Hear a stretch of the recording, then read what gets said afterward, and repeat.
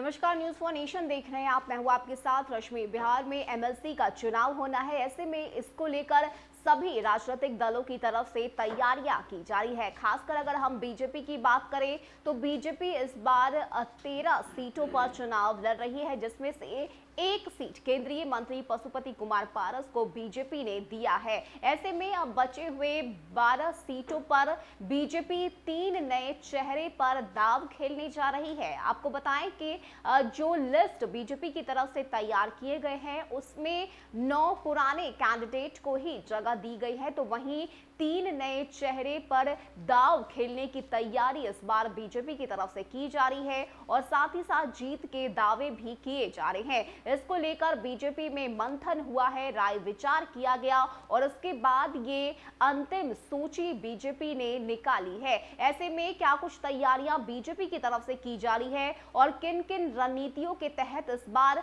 विधान परिषद का चुनाव जीतने की बात जो है वो बीजेपी कर रही है, इसकी पूरी जानकारी आपको देते हैं। बता दें कि बिहार विधान परिषद की स्थानीय प्राधिकार वाली 12 सीटों पर चुनाव लड़ने के लिए भाजपा की प्रदेश चुनाव समिति ने रविवार को प्रत्याशियों के नाम पर मोहर लगा दिया है।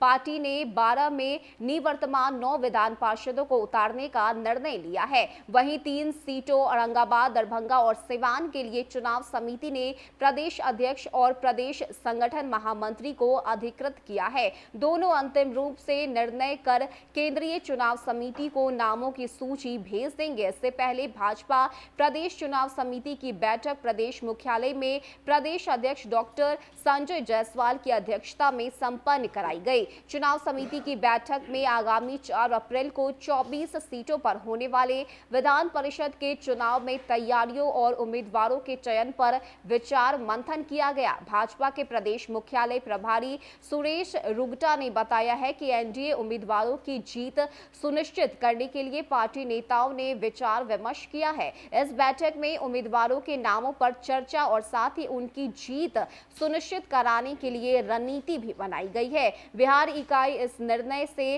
राष्ट्रीय नेतृत्व को अवगत कराएगा। साथ ही बता दें कि प्रदेश चुनाव समिति की बैठक में बिहार भाजपा के सह प्रभारी हरीश द्विवेदी और साथ ही साथ कई मंत्रीगण इसमें शामिल थे। गौरतलब है कि 29 जनवरी को भाजपा और जेडीयू के बीच कुल 24 सीटों के बंटवारे में 13 सीटें भाजपा और 12 सीटें जेडीयू ने ली है। इसमें भाजपा ने अपने कोटे से 1 सीट हाजीपुर रालोजपा को देने का ऐलान किया था। ऐसे में औरंगाबाद, रोहतास, गोपालगंज, सारण, सिवान, दरभंगा, पूर्वी चंपारण, किशनगंज, सहरसा, बेगूसराय, समस्तीपुर और कटिहार सीटों पर भाजपा लड़ेगी। वहीं भाजपा अपने कोटे से वैशाली सीट लोजपा पारस गुट को दी है। अहम यह है कि वैशाली छोड़कर सभी सीटें 2015 के चुनाव में भाजपा की जीती हुई है और यही वजह है कि अपने उन्हें जीते हुए सीटों पर एक बार फिर दावेदारी बीजेपी की तरफ से की जा रही है और यही वजह है कि इस बार के